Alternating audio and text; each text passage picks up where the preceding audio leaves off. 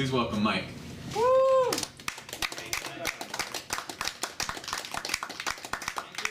Let's see what these old eyes can do, huh? How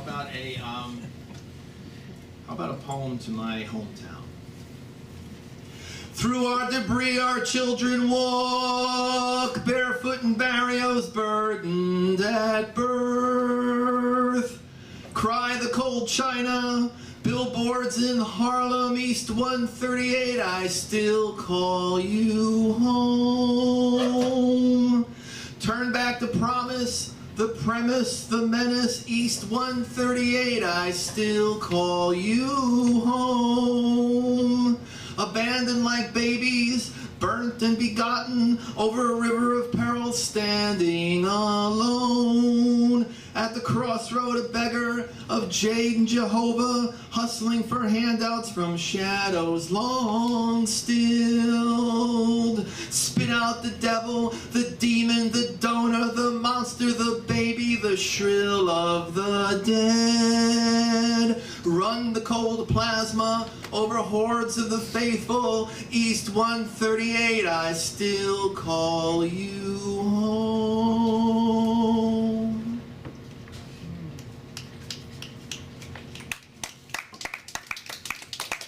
Thank you. Clapping's not mandatory, but that's okay. How many folks go home or wake up in the morning and say, I gotta meditate for a couple minutes, and they do it? This is a poem to all of us who try to do it, and it's called The Great Movie Begins. As I take my cushion, the great movie begins, just as I have jumped an LA freeway divider to penetrate the voluptuous young thing eager to please, when the aliens, prizing my secretions much more than she, radiate into the room. Big black eyes on shark fin heads, their hydra-like fingers snake towards me as the music swells and I jump from her allure. On a window down an alley, out a window down a blind alley, with the voice of the kingfish calling, "Save the secret! Save the secret!" I carjack a Nimbus and levitate over the streets of San Fran, morphing to Manhattan, where the terrorists in league with our government have taken the UN hostage. And I am cocked. And I am loaded. And I am special affected to the gills, baby, as one by one I pluck them off. My president, then Ali Kamakama and his henchmen, the Secretary of Defense, the alien horde, the Interior Minister almost escapes, but I taser him as the starlet, still wet, takes me in. The bell rings, my meditation over.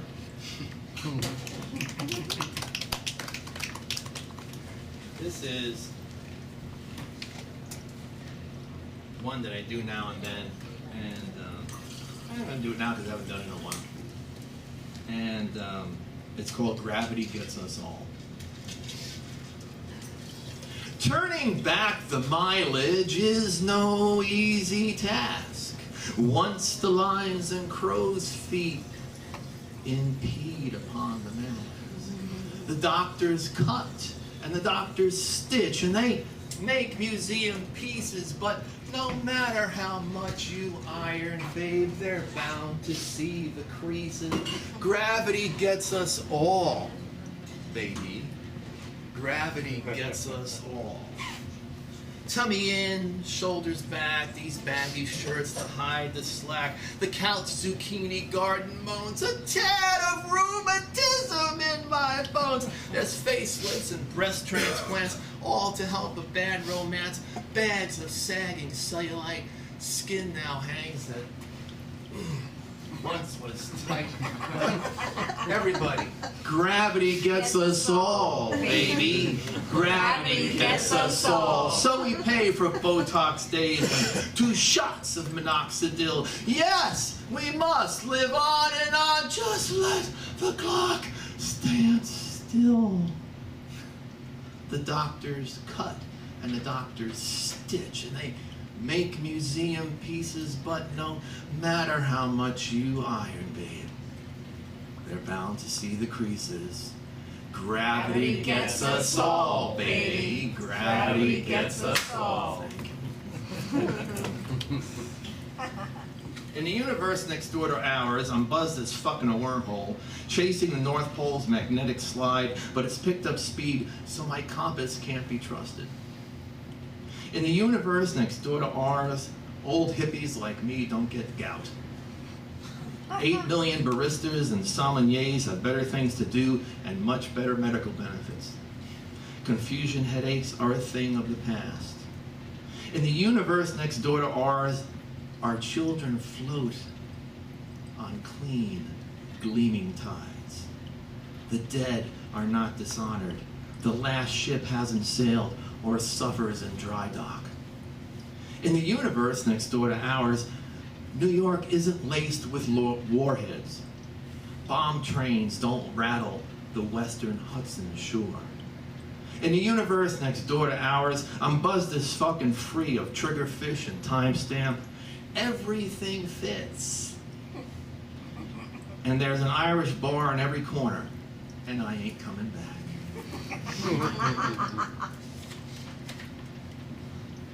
If I gave a damn, I'd finish the poem you commissioned, but I haven't the energy to concoct so elaborate a lie about you, blue dice and swirl, barrel-assing down a swollen Mississippi to save Blind Boy Jim's 27 National from foreclosure and your morally preposterous escape route. How unsettling to discover I need to beg your fiction. Turn your pages and dog-ear none.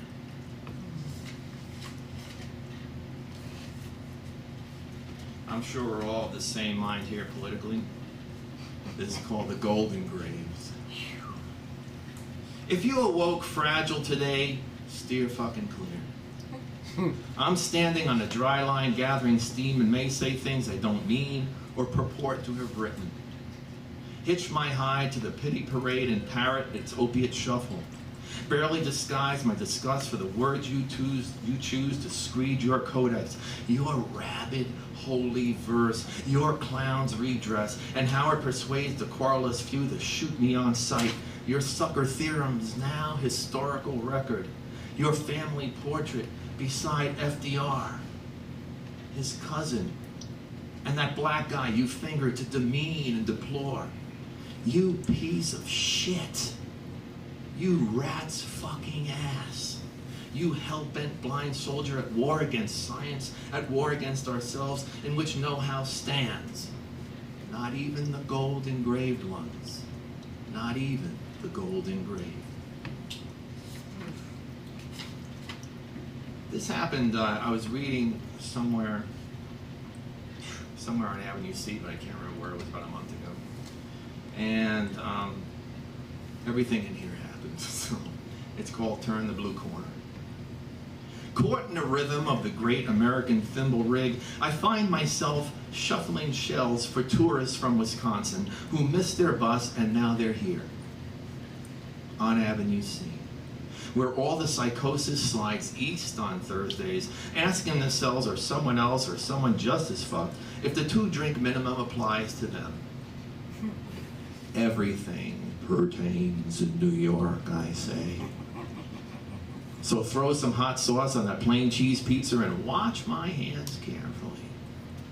The night remains sleepless and it makes no difference what language the old lady yells when she wanted ranch. You asshole, not hot sauce.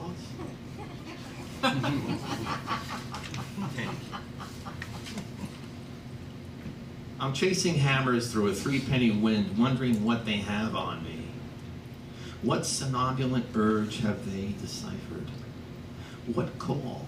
What photo? What misuse of time? I despair of all this, but only of late. Now that they've amassed themselves into a wrath of tinder. What were once mere bouts of incubus disrupt my walking hours. Along a fault line of fools I seek repose, eclipse the light as matter of course, scour the streets erasing my name.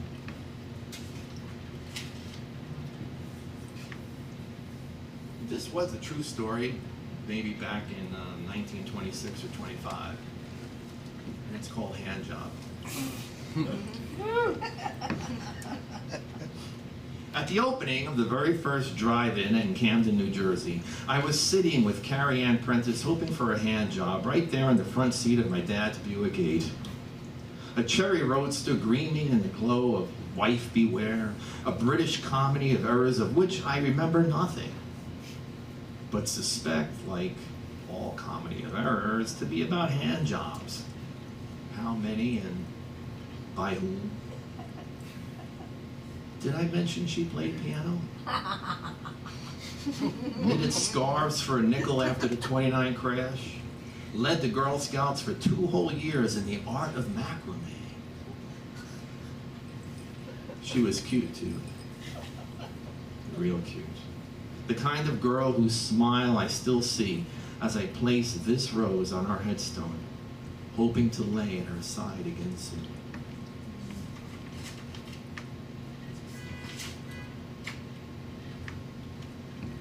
Swimming with Picasso was all fun and games until he bled, "Can't swim," in stone. Neither could I chiseled. That's when it all broke down and reassembled. Arms, legs, and nipples akimbo, Dickens' compass, Dolly's clocks, elbows, eyebrows, monkfish cheeks, treble sevens, dancing deer, the bent dick of a humping zebra. Shipwreck cur that he was, he set fire to the beach, leaving me my own ardor. A student no more, I bound my sailcloth and left him cursing the tide. His wreckage, missing the boat he could no longer command. This is called Tinker Less. I'm so prone to forgery, you think I wrote this poem, but I didn't. It rolled in on a fog of sleeplessness from a room with a spurious past. But like any jazz player, you go where the gig goes, and who's to argue our dark migrations? The bags of glass we barter for comfort, consort, the corrosive chants that cull the herd. Wouldn't we be less sporadic with our mercy, less prone to tinker with our own sturdy grace, if only we were allies and not the other, the darker one, the poorer one? If only our concord wasn't firearms and opiates, addiction and perishable goods. I awoke this morning with these questions, dressed, then came to this Kingdom Hall with my blueprint in need of revision. A talisman around my neck and the bolt cutters to break free.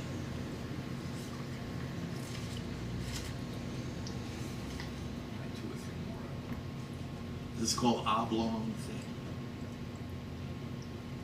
Twilight falls on bygone road and the vague expected settles. The vandals took everything, so Dylan was wrong. Starburst arpeggios happen less to children old enough to understand that building is the labor of years, that ruin is a thoughtless hour. It was never my imagining to leave you all the answers, to bequeath you the rifles and prescriptions, and the shop vac in the shed. But entertaining angels is an oblong thing, a fistful of chords and unguarded splendor, your first and last steps stored in a cloud where heaven should be.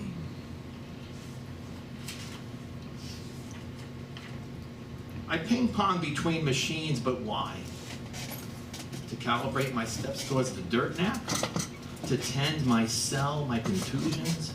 To email the news of a fellow cognate's imminent promotion from this warring plane? Praying the bantam shifts I've confessed strike God's fancy as alternate plans to push the days forward, not back, because falling from fucked to fascism wears you down, deletes your decorum, makes for uncivil discourse, and thus this poem. This is one of those poems where, you know, every now and then you say, hey man, I gotta like screw around with things.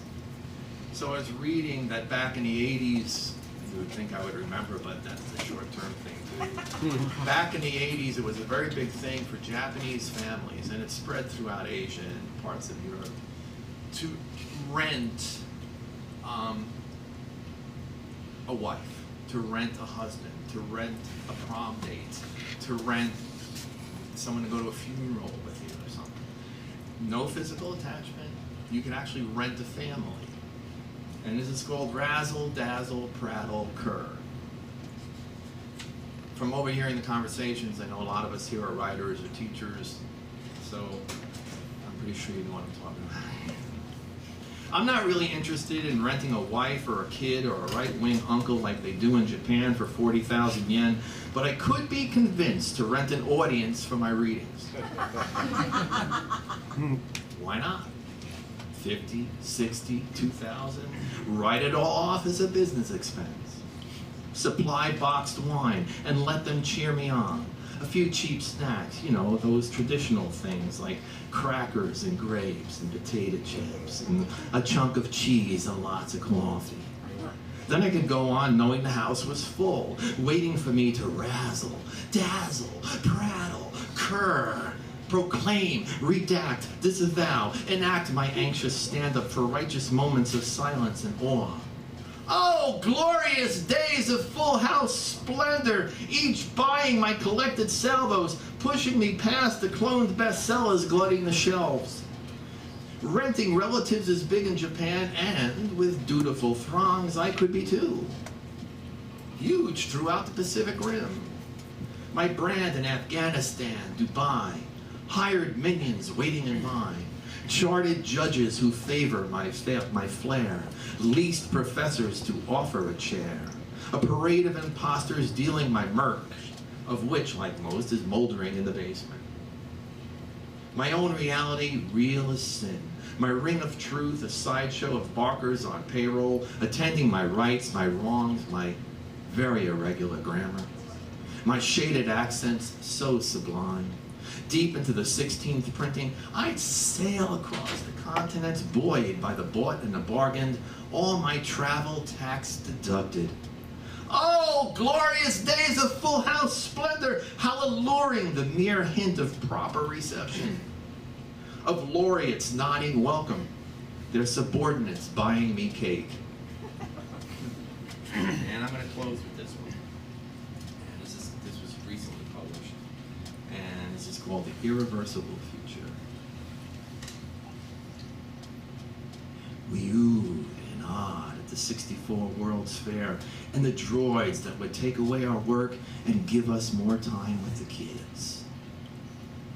More time to smoke, to read and watch, to drink and fuck some more. Raw metallic arms did the work of 50 men without unions and overtime. Hulking, huge brains sprayed pretty light and reasoned all our equations. The atom had no blowback. The wonderful world of chemistry was just one pill ahead.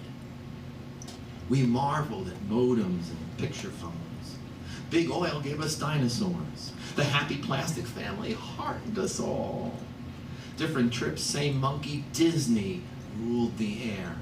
Weather stations under the Arctic ice would correct the world's climate. The cities of the future had no ghetto that we could see. They were less sad and frantic than those to come. No one homeless, no one alone. Jetpacks. Whoa.